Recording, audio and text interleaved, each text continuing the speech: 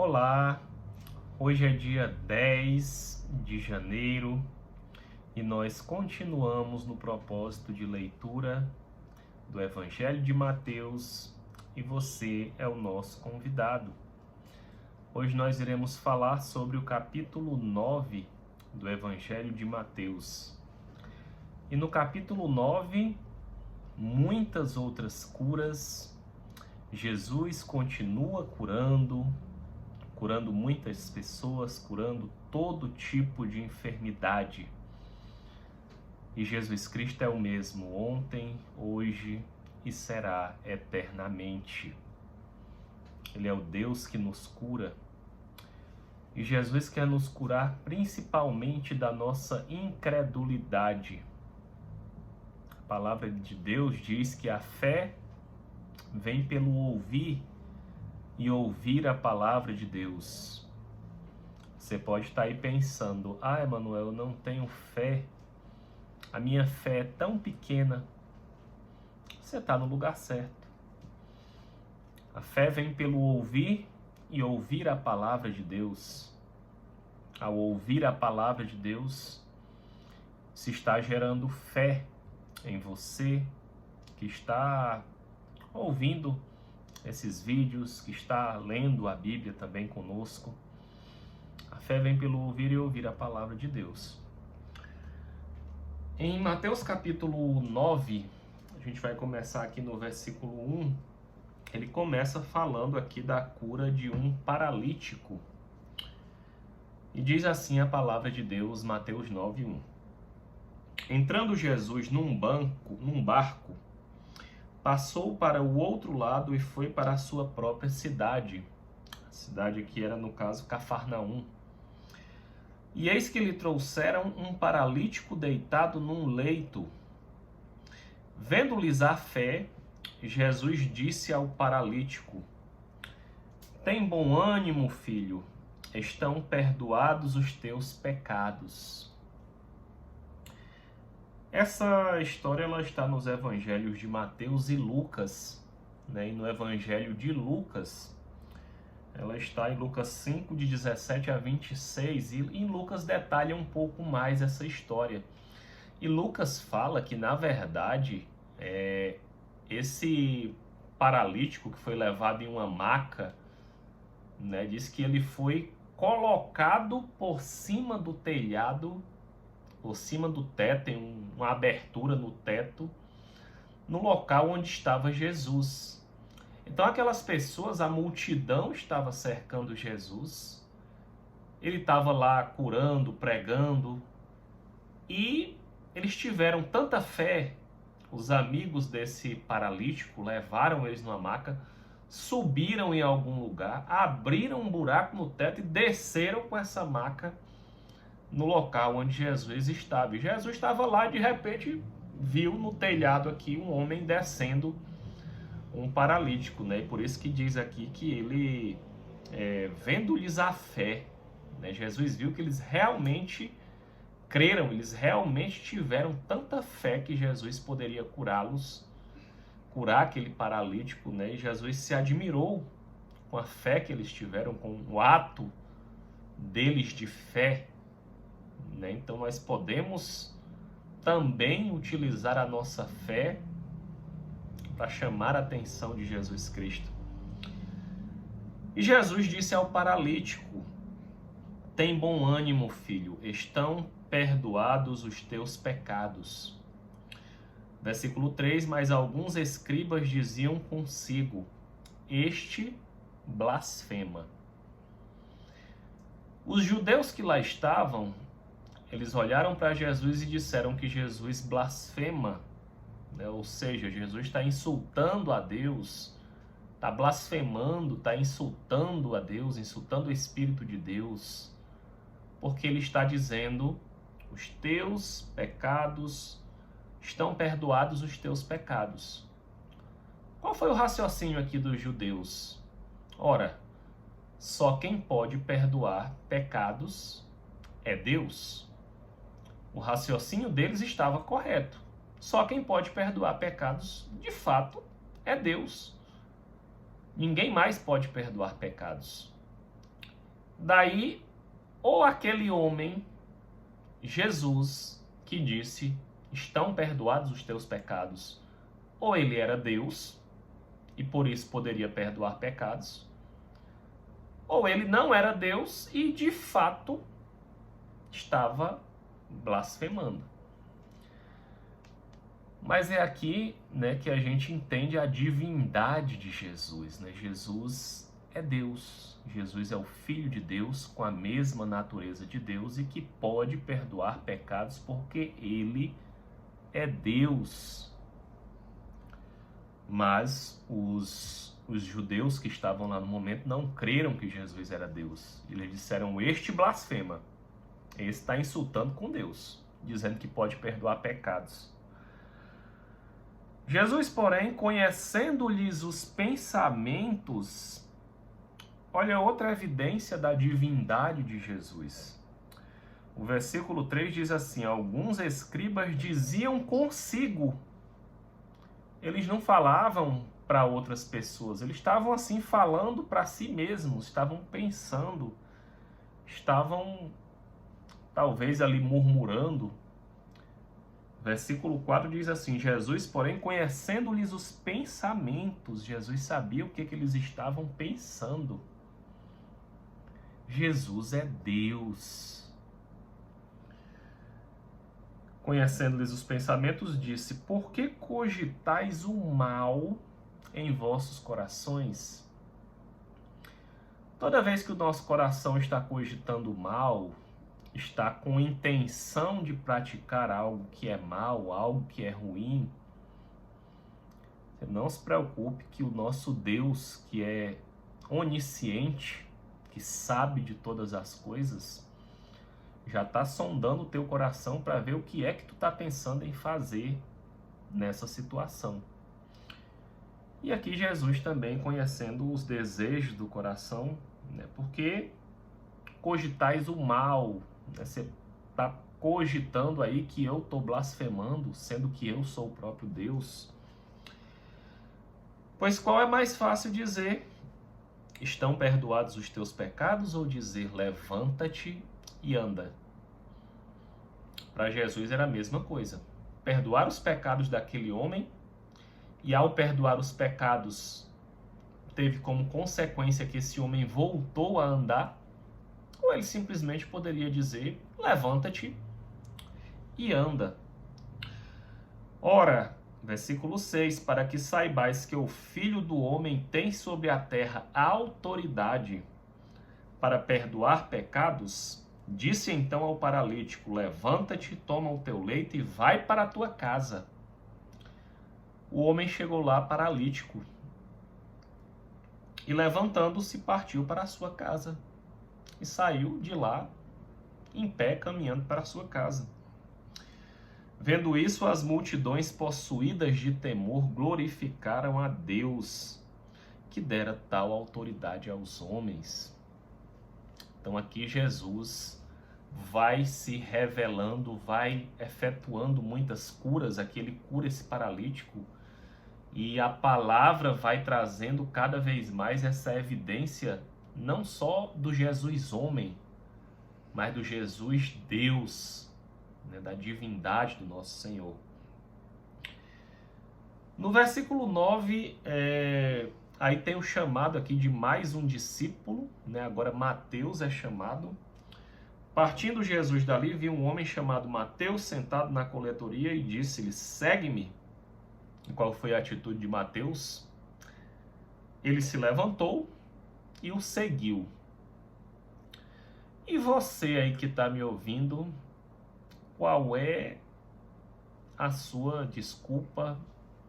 O que está faltando para você se tornar um seguidor de Jesus?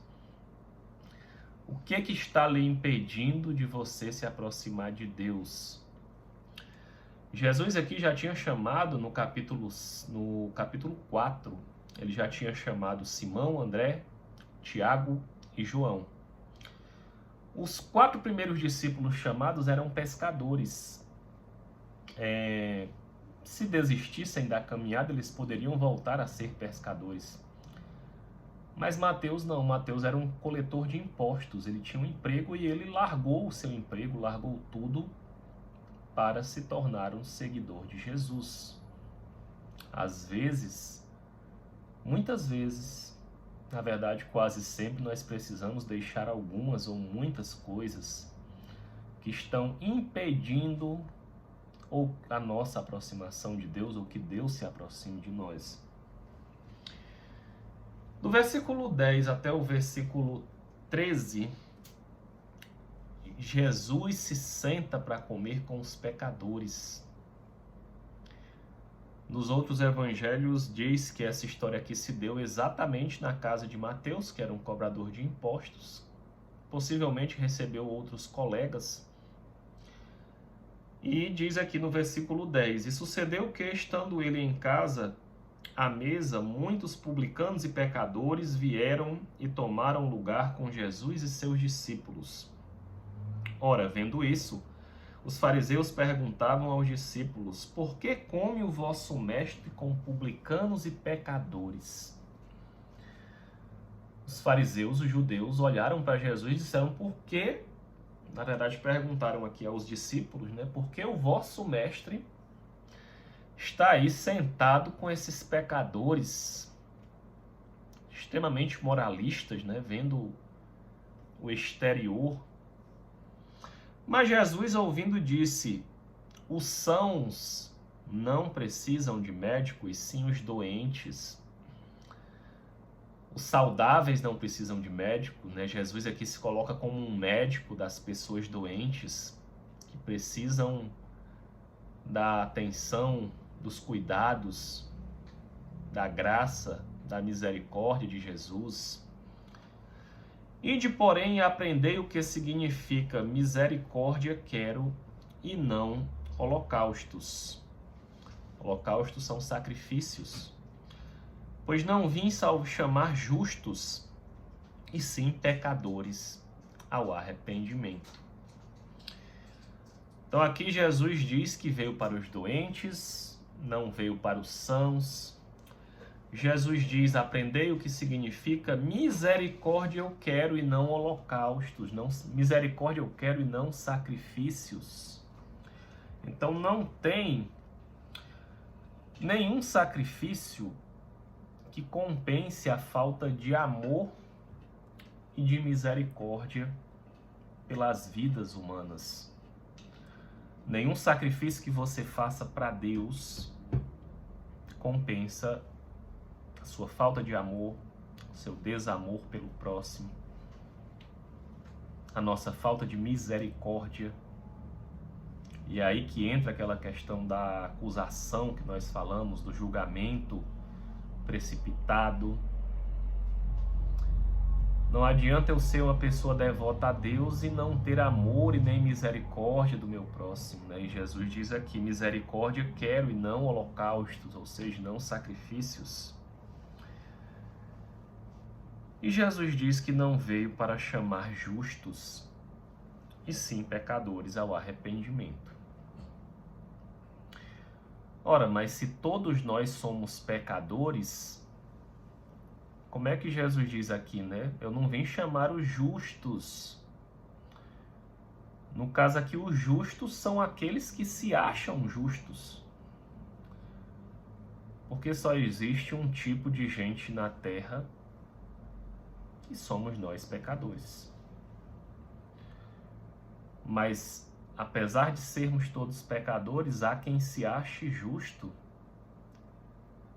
Há quem se ache melhor do que outras pessoas. Todos somos criaturas de Deus. Ao crer no Senhor Jesus, nos tornamos filhos de Deus. Mas há pessoas que acham que são melhores do que outras. Acham que são justas. E Jesus disse, eu não vim para os justos, eu vim para os pecadores. Ou seja, aqueles que reconhecem os seus pecados. Você quer se aproximar de Jesus, caminhe em transparência. Porque ele já sabe, A gente já viu aqui que ele conhece o nosso coração. Não adianta eu mentir para Deus. Eu posso enganar os homens, as pessoas, meus familiares, quem está próximo de mim, mas eu não posso enganar a Deus. É impossível que Deus seja enganado, porque Ele é onisciente. Ele sabe de todas as coisas. Na sequência do versículo 14 até o versículo 17, eles falam aqui sobre o jejum. Vieram os discípulos de João e lhe perguntaram: por que jejuamos nós e os fariseus muitas vezes e os teus discípulos não jejuam? Respondeu Jesus: podem acaso estar tristes os convidados para o casamento, enquanto o noivo está com eles? Dias virão, contudo, em que lhes será tirado o noivo, e nestes dias hão de jejuar. Olha só como Jesus, desde o começo, ele já sabia do seu propósito, ele já sabia para que ele veio, e ele já sabia tudo que ele ia passar, tudo que ele veio para sofrer. Mais adiante, várias vezes, ele prediz que ele teria que morrer para depois ressuscitar. Ele sabia de tudo que ele veio fazer aqui na Terra, de todos os propósitos que ele tinha que cumprir e da sua missão de salvar a humanidade. Então aqui Jesus diz, ele se compara aqui a um noivo. A Bíblia faz várias analogias de Jesus como um noivo que vem buscar a sua noiva, e a sua noiva é a igreja. E ele diz assim: olha, os meus discípulos não estão jejuando agora porque o noivo está aqui. Mas vai chegar o dia que o noivo vai ser tirado deles. Ou seja, vai chegar o dia que eu vou morrer, vou ser crucificado, vou ressuscitar ao terceiro dia, vou subir aos céus e eu não estarei mais aqui na terra com eles. E nesses dias eles sim jejuarão. Então ele disse aqui que enquanto o noivo estivesse aqui presente, eles não jejuariam. E ele faz aqui duas comparações. Ninguém põe remendo de pano novo em veste velha, porque o remendo tira parte da veste e fica maior a rotura. Nem se põe vinho novo em odres velhos, do contrário, rompem-se os odres, derrama o vinho e os odres se perdem. Mas põe-se vinho novo em odres novos. Ele diz assim: se eu pegar uma roupa velha e colocar um remendo novo, esse remendo vai rasgar a roupa, não vai dar certo. Se eu pegar um odre velho, né, um odre é um recipiente de couro que era usado para armazenar vinho, e colocar um vinho novo, o vinho novo ainda vai fermentar muito e ele vai acabar estourando esse odre velho. Então Jesus disse assim: olha, o jejum, né, eu não vim para dar um novo significado ao que vocês já conhecem. A lei, né, a lei mosaica, a lei do Antigo Testamento, eu vim para dar um novo significado. Eu vim para fazer uma nova aliança com a humanidade. Eu vim para pregar o Evangelho e não a lei de Deus. Então Jesus traz aqui um novo significado na sua pregação do Evangelho, né? Em que consiste o Evangelho? Jesus veio para ser sacrificado, para morrer pelos nossos pecados, para pagar uma conta impagável que nós não temos como pagar, mas nós podemos aceitar o seu sacrifício, ter os nossos pecados perdoados. Ao ter os nossos pecados perdoados, o Espírito Santo vem e faz habitação dentro de nós. E nós recuperamos a comunhão com Deus nessa terra, nessa vida e também pela eternidade. E passamos a ser direcionados pelo Espírito Santo. É nisso que consiste o Evangelho de Deus. E Jesus disse: eu vim para trazer esse Evangelho, não foi para fazer remendo na religião que vocês praticam. E ele faz essas comparações da roupa rasgada, do remendo, do odre velho para colocar o vinho novo, o vinho da nova aliança, que ele ainda vai se revelar mais adiante, né, na missão de Jesus. Na sequência, aqui nos versículos adiante, Jesus efetua várias curas. Vou citar aqui que curas são essas, mas eu não vou ler na íntegra porque ficaria aqui muito longo, né? Mas leiam a Bíblia, leiam, analisem, meditem na palavra de Deus, que é a palavra de vida. Jesus cura a filha de Jairo. Jesus cura uma mulher do fluxo de sangue. A filha de Jairo não foi só curada, gente, ela foi ressuscitada. Ela já estava morta. E Jesus chegou e ressuscitou a filha de Jairo. Jesus curou a mulher que tinha um fluxo de sangue, estava há 12 anos em um processo de menstruação, em um fluxo sanguíneo vaginal. Há 12 anos, a mulher há 12 anos sangrava. Jesus curou 2 cegos que pediram misericórdia. Jesus curou um mudo, no qual um espírito maligno estava o impedindo de falar. E depois diz que Jesus curou pessoas de toda sorte de enfermidades. O que eu queria elencar aqui sobre cada uma dessas situações, ainda que eu não venha ler aqui todos esses relatos, mas recomendo que vocês leiam também, é a postura de cada uma dessas pessoas para receber a cura de Jesus. Foi que essas pessoas fizeram. A Bíblia tem muito a nos ensinar sobre a nossa postura diante de Deus para receber um milagre, para receber a cura para o que nós estamos precisando. Então, diz aqui que em relação à filha de Jairo, né, o Jairo, que era um sacerdote judeu, chegou para Jesus e o adorou e pediu para que Jesus fosse curar a sua filha. A atitude dele, no versículo 18, aqui é de adoração a Jesus. Na mulher do fluxo de sangue, ela teve muita fé, uma fé também que surpreendeu Jesus. Ela disse: se eu ao menos lhe tocar na orla da veste, eu tenho certeza, eu tenho fé que eu serei curada. E ela teve fé, uma fé extraordinária, ao ponto de Jesus estar cercado por uma multidão, mas ele sentiu que dele saiu virtude. Ele sentiu que dele saiu poder quando aquela mulher o tocou. E Jesus tinha muitas pessoas em volta dele, e ele disse: quem me tocou? Os discípulos: ora, Senhor, tem tanta gente em volta de ti te tocando o tempo. Não, mas uma pessoa me tocou com fé, porque de mim saiu virtude. Olha a fé dessa mulher, com 12 anos com sangramento, sofrendo com sangramento. Na cura dos 2 cegos, eles clamaram a Jesus, eles disseram: tem compaixão de nós, Jesus, filho de Davi, tem compaixão de nós. Eles clamaram a Jesus várias vezes, pedindo que Jesus tivesse compaixão deles também. E diz que Jesus curava toda sorte de enfermidades. Se a gente for ver aqui no versículo 35, diz aqui: percorria Jesus todas as cidades e povoados, ensinando nas sinagogas, pregando o evangelho, esse mesmo evangelho que eu estou aqui pregando para vocês, e curando toda sorte de doenças e enfermidades. E diz aqui no versículo 36, vendo ele as multidões, Jesus se compadecia dessas multidões.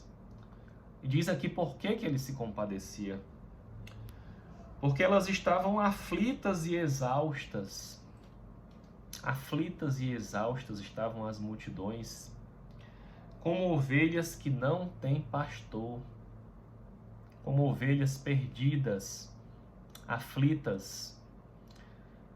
Assim hoje caminha a humanidade, aflita, muitas vezes perdida, muitas vezes procurando respostas, muitas vezes procurando cura, procurando a sua cura interior, procurando cura para os seus males, as suas mazelas. E Jesus se compadecia dessas pessoas e curava a todas elas. E Jesus continua curando até hoje. Ele quer nos curar. mas a gente vê por essa palavra que não é de qualquer jeito. A gente aprende por essa palavra que tem uma forma de se aproximar de Jesus com fé, em adoração, em clamor, em oração, nessa busca para que Ele se manifeste e tenha misericórdia de nós. E por fim, os últimos 2 versículos aqui do capítulo 9, Jesus falando ainda dessas pessoas, dessas multidões, muita gente a qual ele se compadece, ele chama essas pessoas de seara, de colheita. Jesus diz assim: então se dirigiu aos seus discípulos e disse: a seara, na verdade, é grande, mas os trabalhadores são poucos. A colheita é muito grande, a colheita de almas, de vidas para Deus é muito grande, mas são pouquíssimos os trabalhadores. E aqui Jesus pede aos seus discípulos que orem: rogai, pois, ao Senhor da seara que mande mais trabalhadores para a seara. Que mande mais trabalhadores para essa colheita. Que mande mais pessoas para falar de Deus, para pregar o Evangelho, para que mais pessoas ouçam essas verdades de Deus. E nesse momento eu me dirijo a você que é cristão, que está nos caminhos de Deus, que é conhecedor dessa palavra, para orar para que o Senhor mande mais trabalhadores, mais pregadores do Evangelho. Temos hoje uma necessidade cada vez maior de pregarmos a palavra da verdade em meio a tantas mentiras que o diabo tem espalhado por aí, em meio a tantas mentiras do diabo na mente das pessoas, em meio a tantos falsos profetas, falsos ensinos. Temos uma responsabilidade de pregar essa palavra da forma como ela é, sem enfeitar, sem mudar. Essa é a palavra da verdade. E aqui encerra o capítulo 9 de Mateus. A seara é grande, a colheita é grande, mas os trabalhadores são poucos. Que Deus te abençoe, te guarde e te proteja de todo mal, em nome de Jesus. Que o Espírito Santo se revele a ti na tua leitura bíblica. Que você possa perceber as pérolas de Deus enquanto você está ouvindo essa palavra, enquanto você para ler essa palavra. Deus está te transformando de dentro para fora. Deus te abençoe e te proteja em nome de Jesus. E até amanhã.